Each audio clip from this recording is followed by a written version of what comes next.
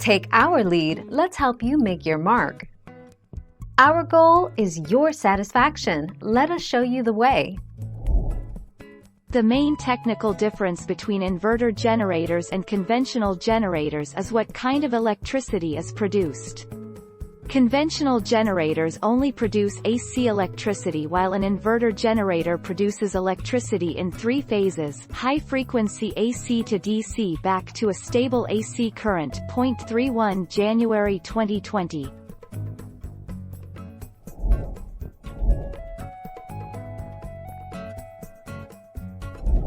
Make your mark, take our lead. Inverters make generators significantly more efficient. These generators are able to automatically adjust their engine speeds to match the needs to the application that you are using them for. They only produce enough power to run the electrical devices or appliances, placing a load on them.